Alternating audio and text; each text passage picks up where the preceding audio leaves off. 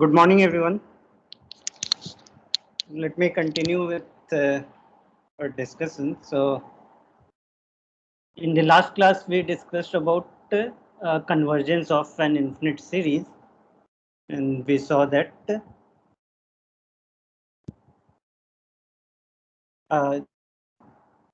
space is complete. That is equivalent to saying that every convergence is absolutely convergent.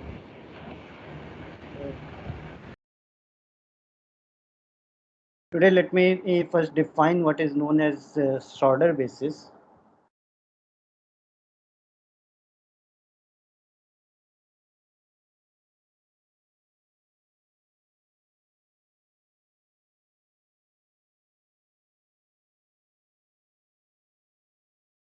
Let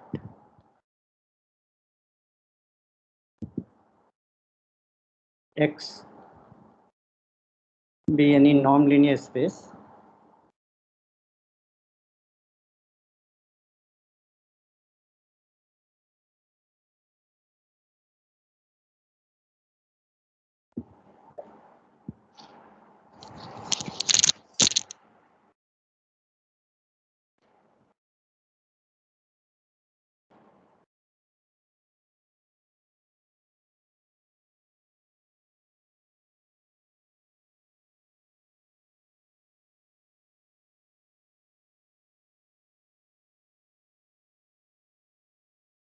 a Schroeder basis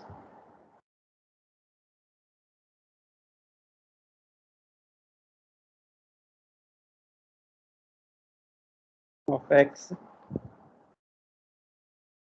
is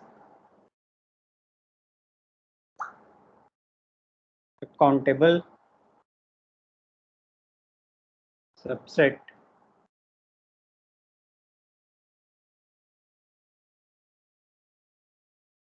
it's called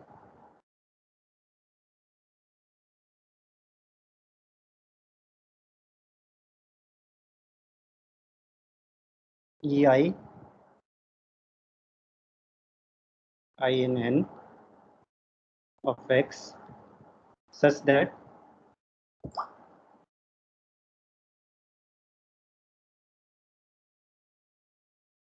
every element X in X can be represented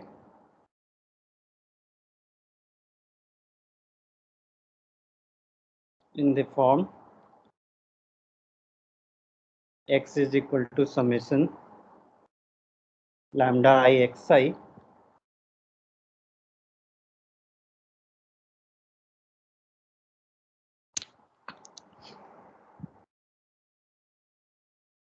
where these lambda I are scalar and this representation is unique.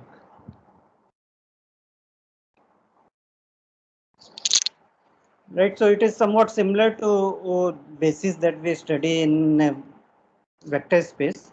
So for a vector space, we say if every vector can be represented in a finite linear combination of the vectors from the basis, and the representation has to be unique. Here, instead of finite linear combination, we are allowing this infinite linear combination. And note that the meaning of this is that the if you take the sequence of partial sum of this infinite series, then that converges to X. So note that X equal to summation lambda I xi. Lambda EI, right? Sorry. So Oh, I wrote summation. right. Yeah, so that is EI.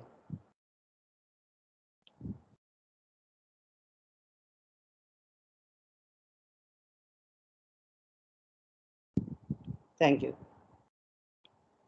So X is summation lambda I EI.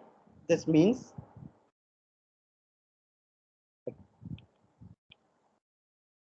norm of x minus summation lambda I ei I equal to 1 to n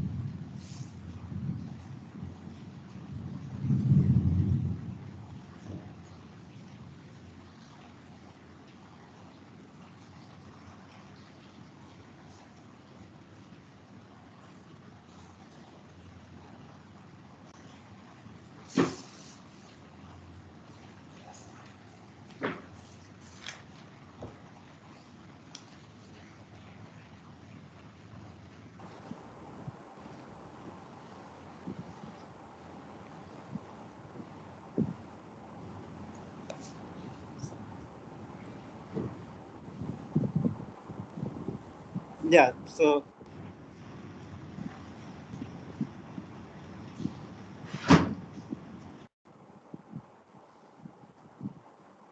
is this clear, the definition?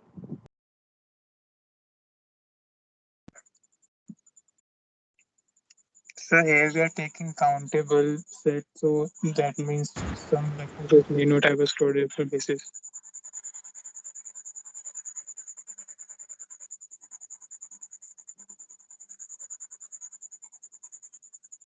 Hello?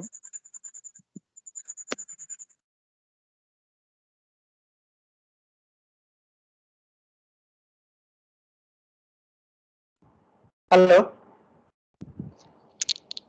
Can you repeat your question? So here we are taking a countable subset, so that means we are not allowed to take uncountable subset. So that means some vector space, some non-linear space may not have a Schroeder basis, right? Yes, that is correct. See, if I did not say countable subset, if I said anything, then any Hamel basis will be a sorter basis, right? So because you know that you can take every vector space has a Hamel basis. So you can always write any element as a linear combination of some vectors from that Hamel basis, and this representation is unique. So in particular, uh, you get that every this Hamel basis will actually be sorter basis. So there will be no difference, right? So that is why when we say sorter basis, it is always a countable set. Whereas when we say Hamel basis, it may be countable or uncountable, right? So you're right that not every non-linear space will have a sorter basis. So first, can you think of example?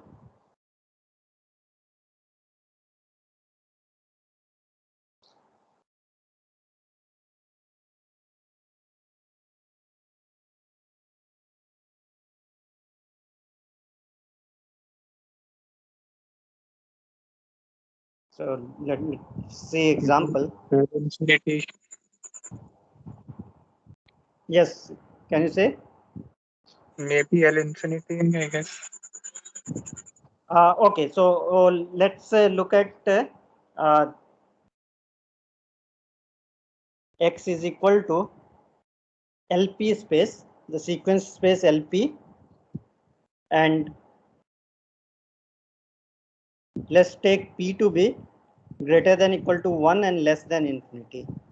So we are taking this sequence. Of course, if you take any finite dimensional nonlinear space, so any finite dimensional vector space has a finite Hamel basis, so that will work as a Schroeder basis also, right? So,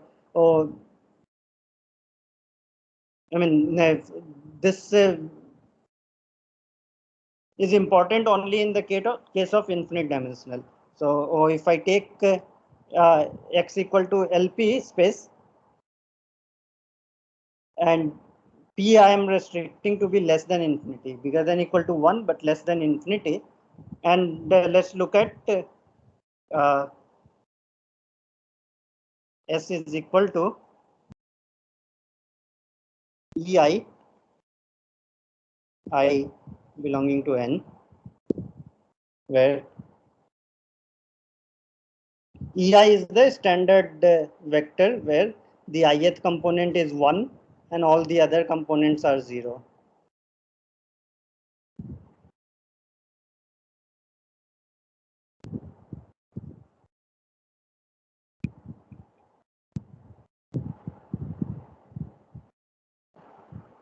So the claim is that this S is a Schroeder basis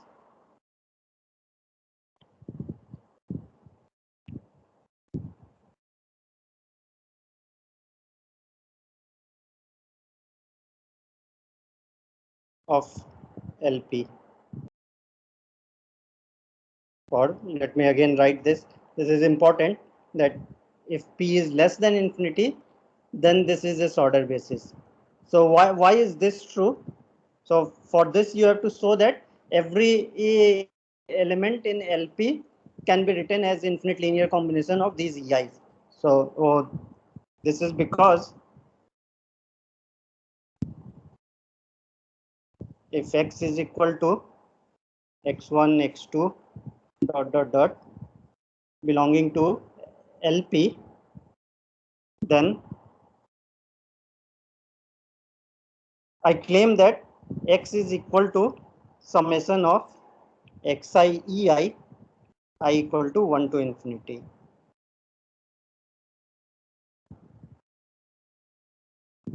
Right? Why is this true? So to show this, this is because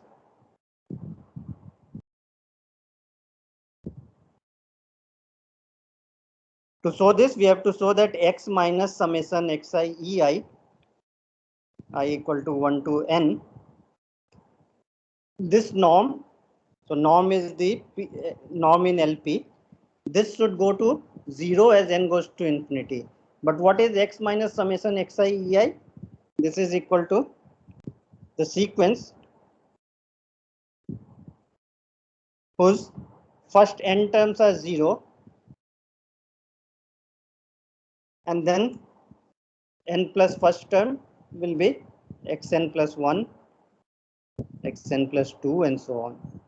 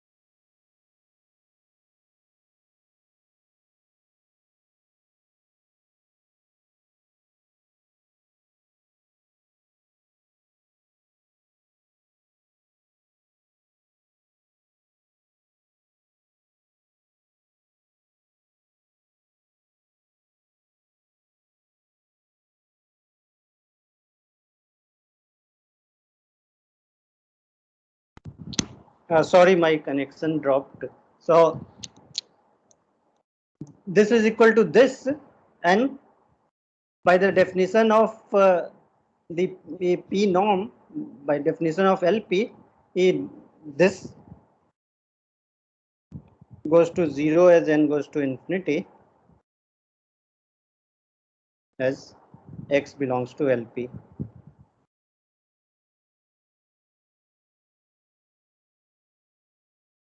Is this clear? So this E1, E2, E3 and so on, this forms a order basis for LP.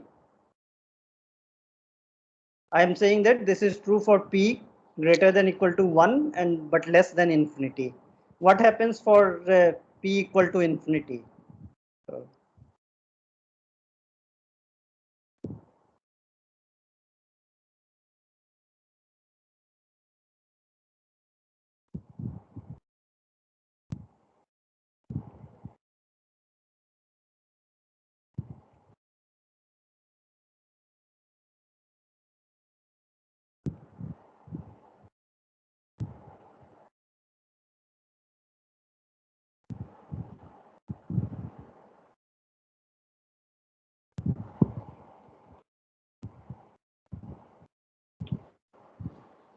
So is this same thing true if I take P equal to infinity? Uh, yeah, here one more thing you should show is that this representation is unique. So also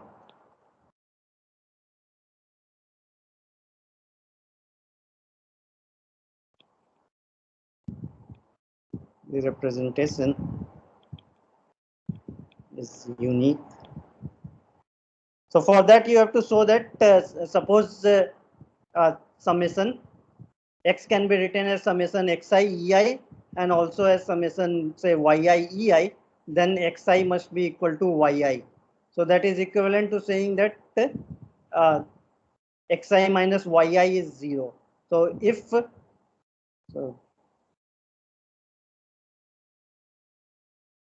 summation xi ei, this is equal to 0, then we have to show that xi is equal to 0 for all I.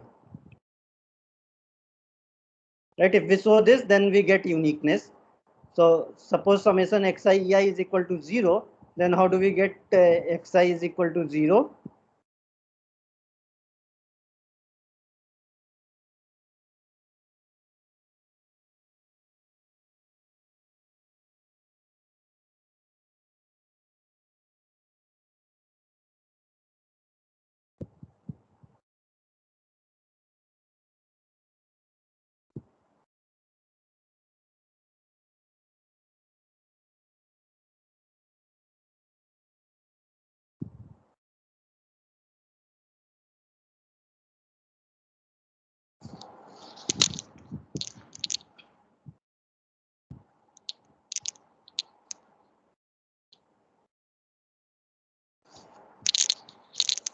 Maybe you can try to prove this. This is not very difficult.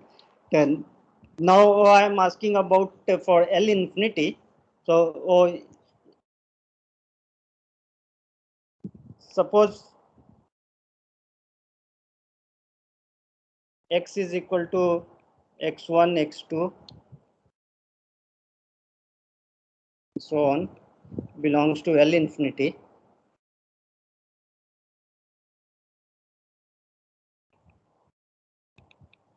Is it true that x is equal to summation xi ei?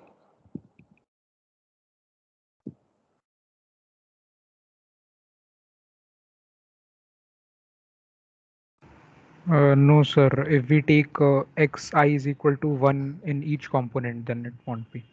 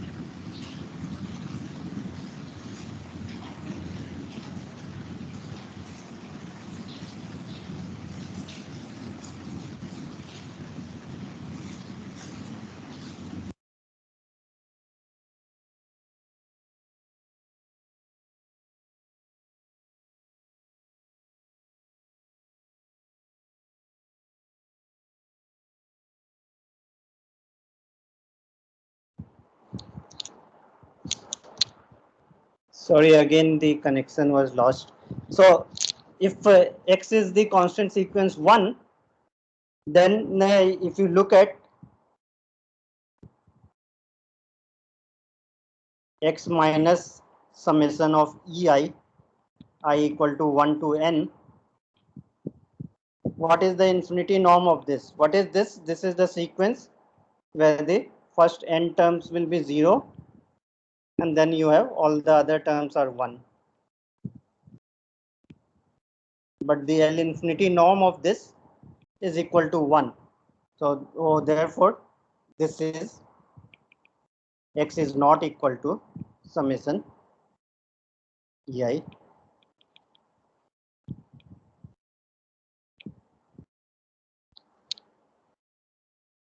In fact, L infinity does not have any Schroeder basis. So this is an example of a nonlinear space, a Banach space which has no Schroeder basis. So let me give this exercise.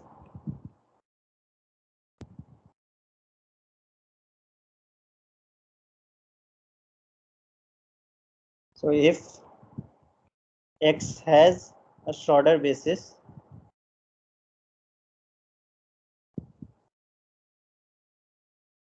then so that x must be separable.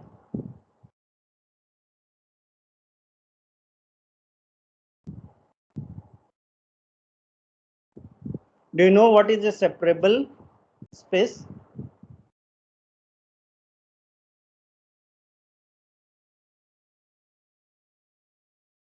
Recall a metric space, or you can talk in general topological space also.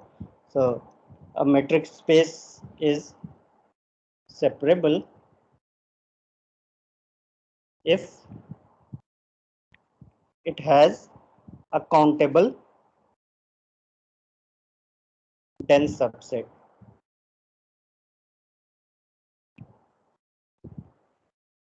Right. For example, if you look at R, the set of real numbers with the usual metric, then it has a countable dense subset, namely Q. So R is separable.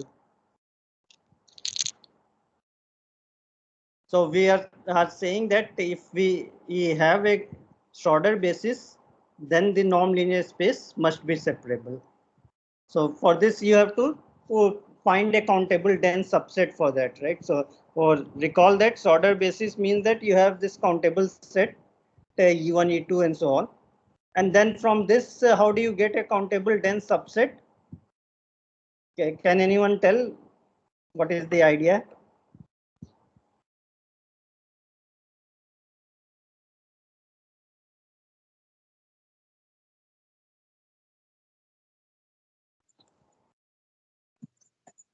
Like we can take this case itself. Sorry?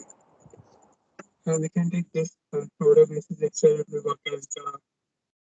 You're saying you will take this EI itself.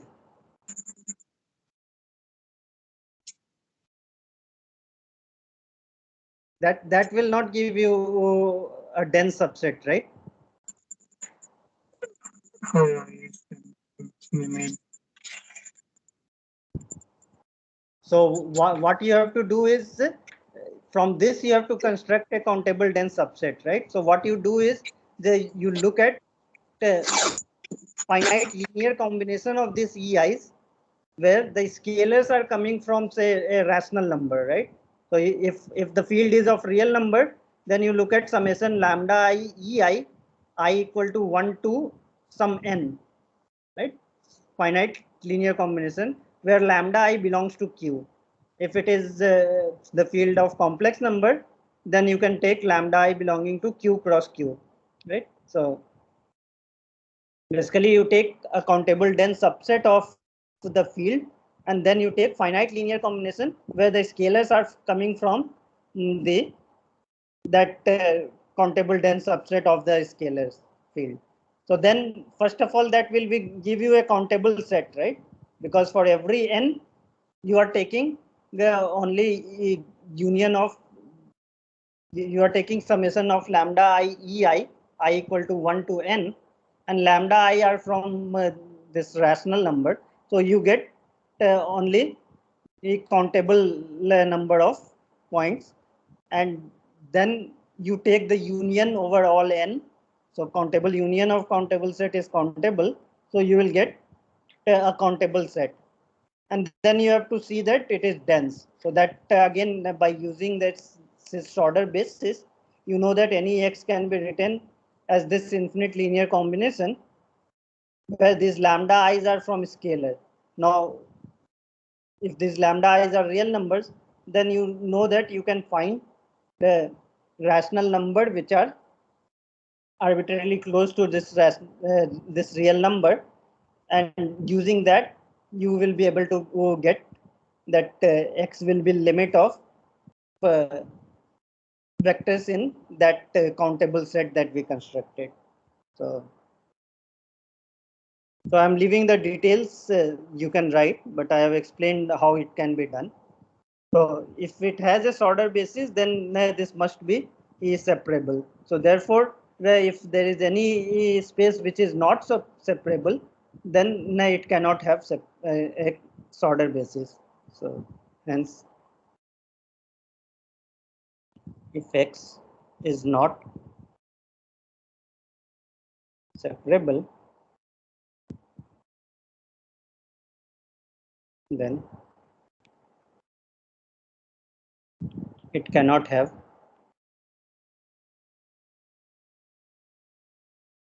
a order basis.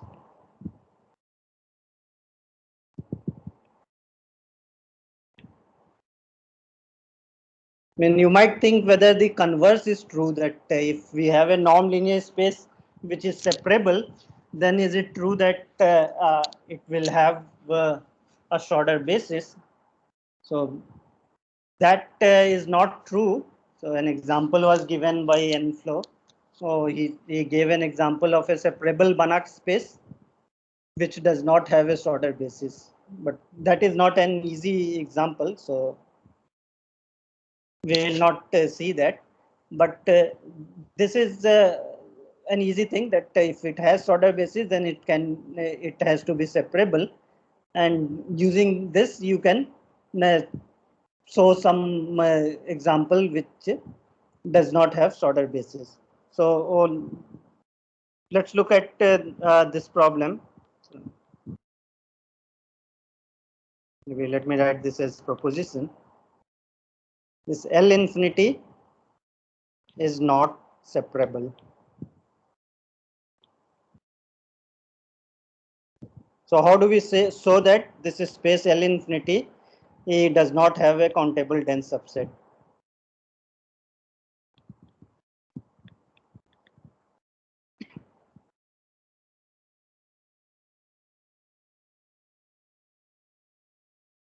So let's look at a subset of this. So let A be the subset of L infinity consisting of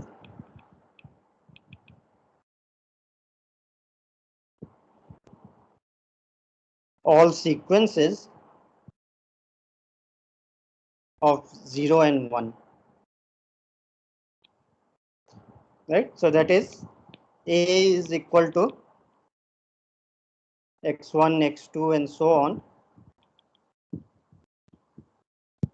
such that xi is either 0 or 1 for all I. So clearly, all these vectors are in L infinity because the supremum of mod xi is less than equal to 1. So we get that this A is a subset of L infinity. What can you say about cardinality of this set A?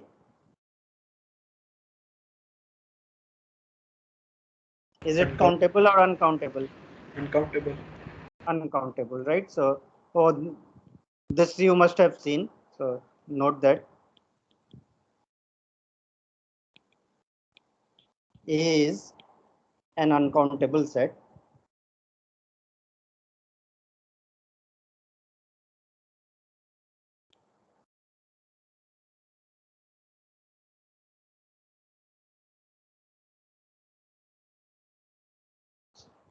And what is the distance between any two distinct points in this A? Also, if xy belongs to A and x is not equal to y, then what is norm of x minus y?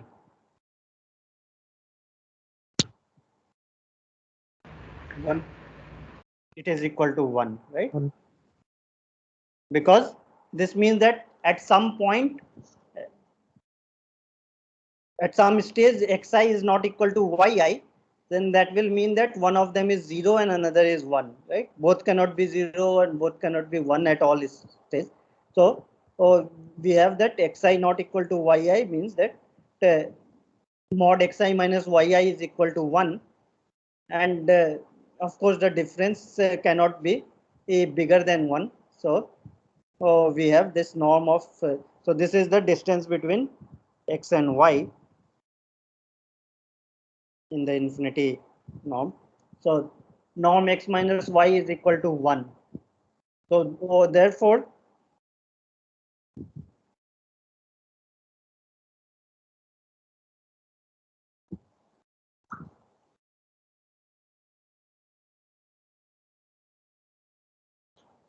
if we look at this ball of radius half, so it's called dx half x belonging to A.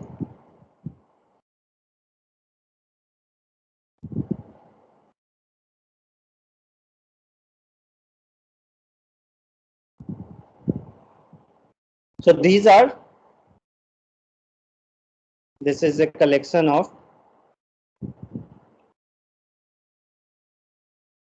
uncountably many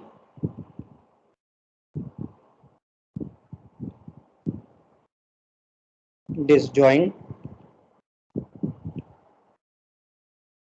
open balls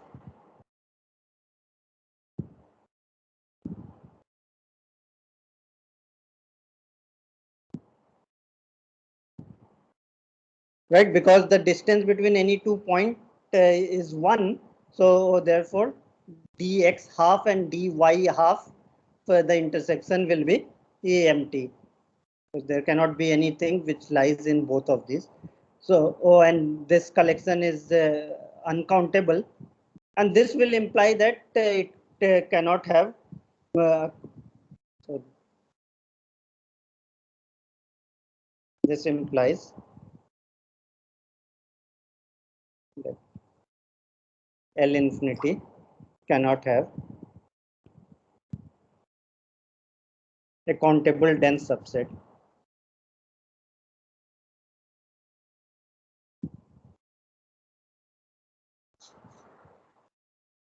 Right, because otherwise uh, if there is a countable dense subset, then there exists a point from that. So, because if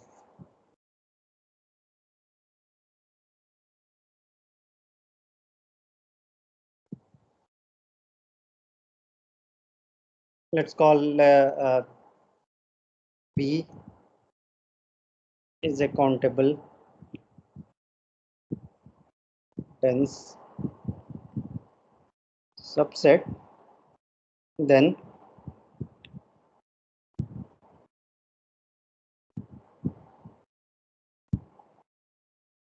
for then every open ball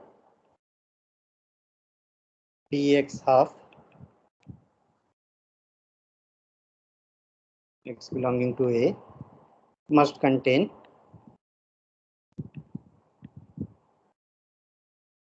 a point from B.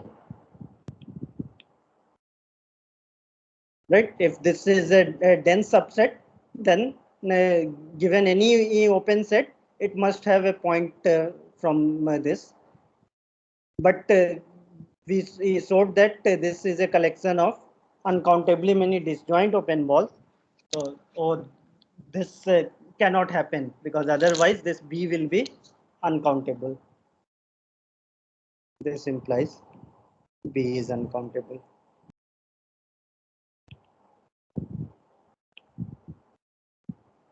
So this L infinity is not separable, and hence, since L infinity is not separable, L infinity has no Schroeder basis.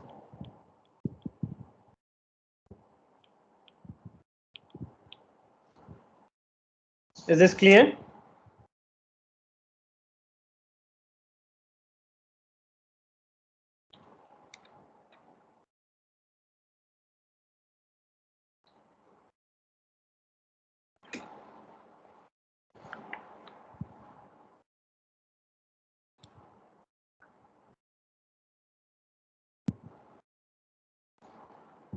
Okay, let me just say one more thing. So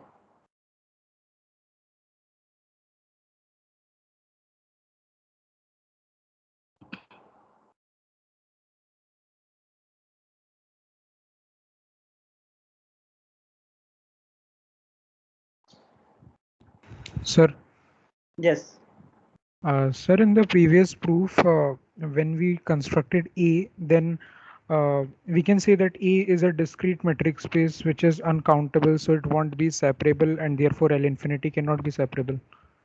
yeah, you can do like that also. Right. Yeah, so A because this is as a subspace of L infinity, it becomes a discrete metric space and it is uncountable. So therefore, it cannot be.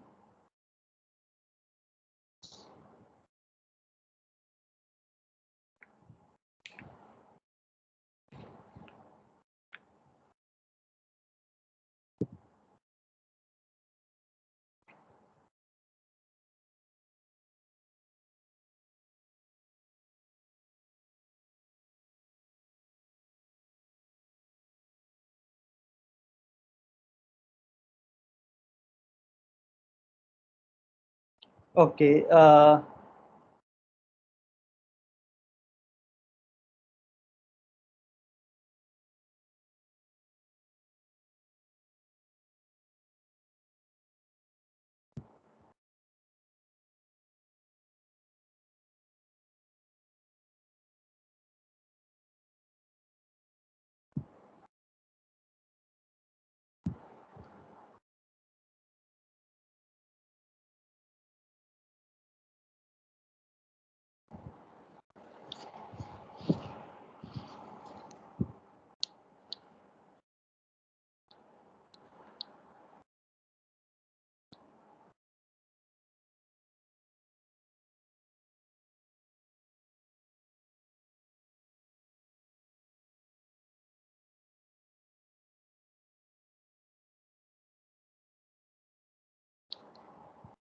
Yes. So suppose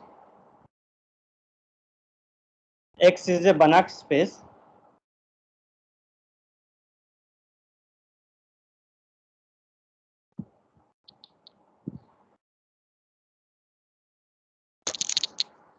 So if summation xn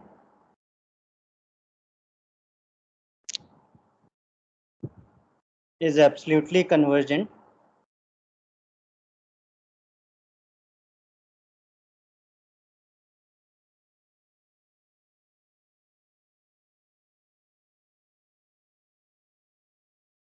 and it converges to X. Then any rearrangement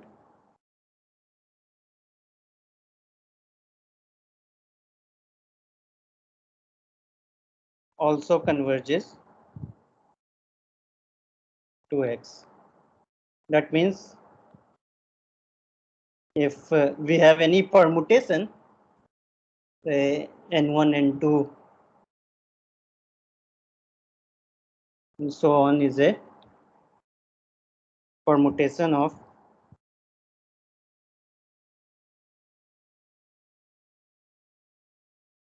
natural numbers, then summation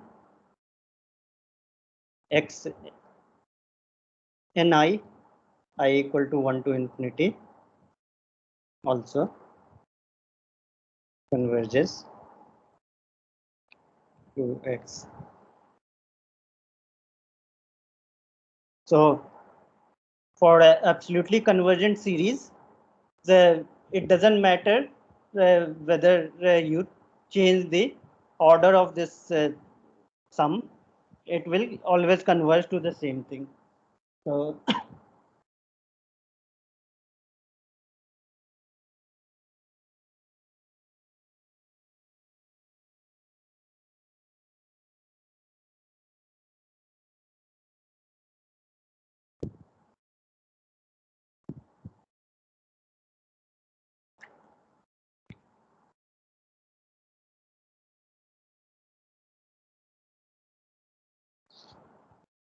now for a series of real numbers, what we know is that let me write, so recall.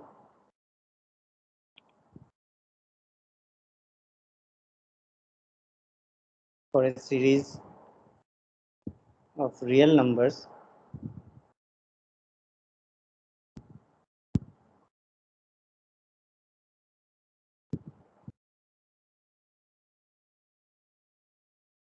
if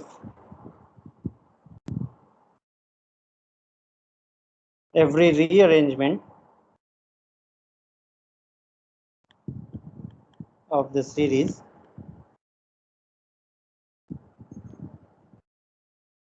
converges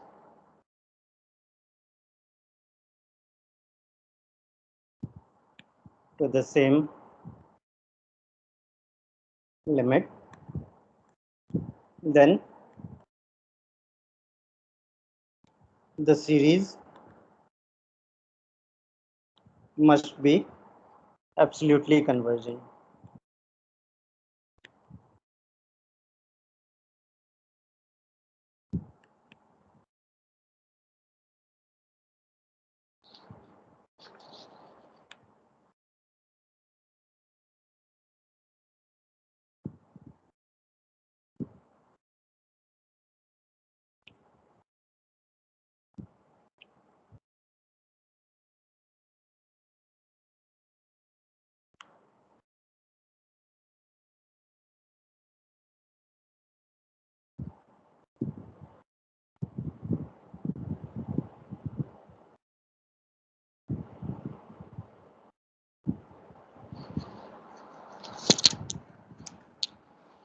So, this is because of famous that Riemann rearrangement theorem. So that says that if we have a series which is conditionally convergent, suppose you have a series which converges, but it is not absolutely convergent, then you can rearrange the series in a way such that it actually converges to any real number. So that is a very like famous result. So for example, if you look at the series, the summation minus 1 to the n by n, right? So that series we know converges, but it is not absolutely convergent because summation 1 by n diverges. So it is possible to like rearrange the terms in a way such that the series will converge to whatever number you want. So No, maybe I'll just write C. Riemann rearrangement theorem.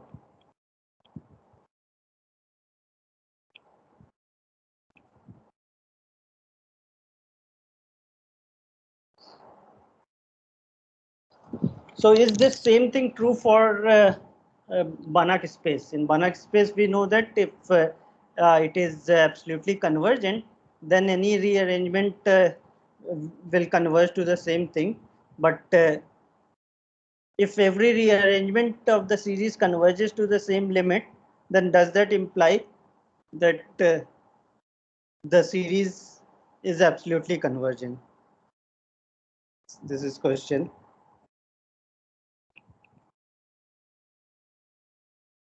Is the same true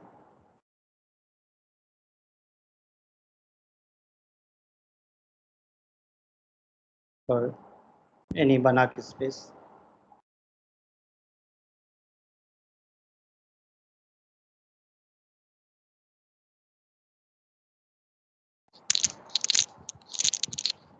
So let's look at this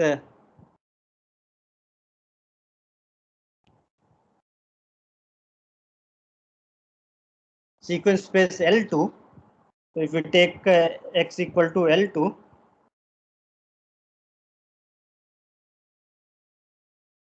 then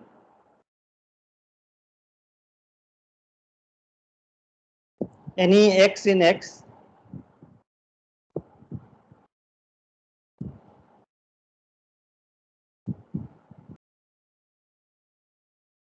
so if I write x equal to x1, x2, so on,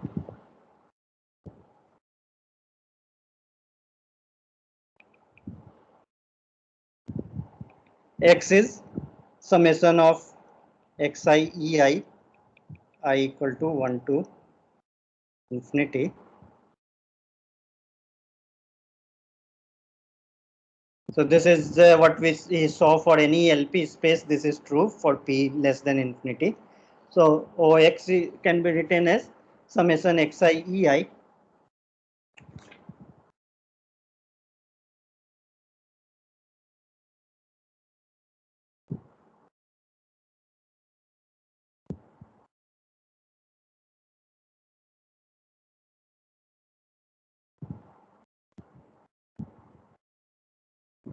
So if x is in L2, then x can be written as this. So therefore, this summation xi ei, this series converges if and only if summation mod xi square, this is finite, right? Because summation mod xi square finite means that this x is in L2, and then we know that this will converge to x1, x2, and so on. So that belongs to L2. So this converges. Let me write in L2.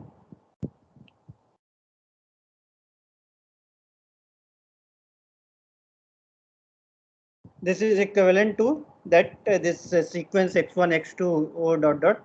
This belongs to OL2 space. So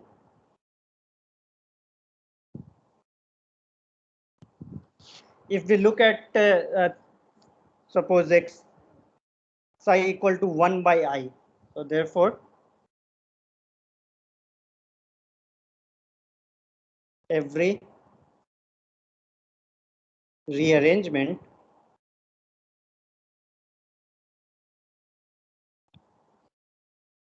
of the series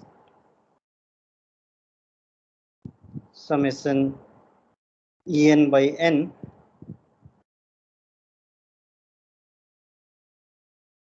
this converges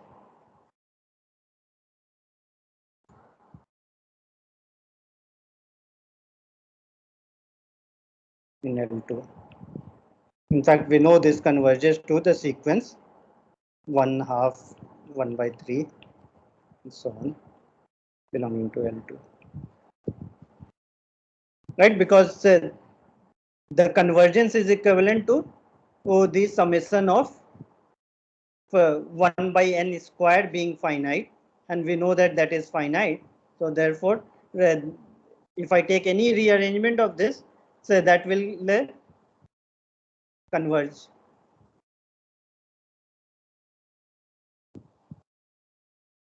To this limit. But is this series absolutely convergent?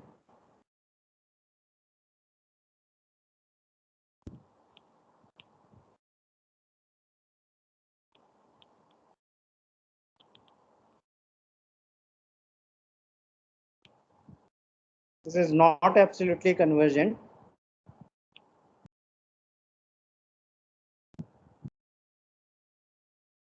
Yes. Summation of, if I take norm of this n by n equal to 1 to infinity, this is summation of 1 by n, which is equal to infinity.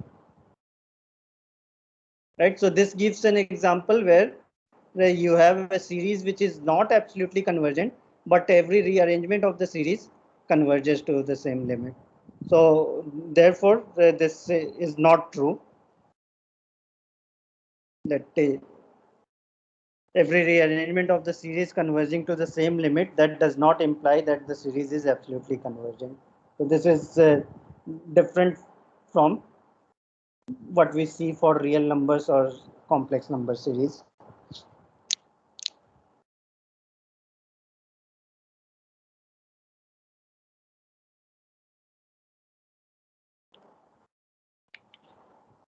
Okay, so I'll stop here. In the next class, I'll start with linear functional and the famous Hahn-Banach theorem. So I'll state what is Hahn-Banach theorem and then give the proof of that. And if there is time, then we'll see some applications of that Hahn-Banach theorem also.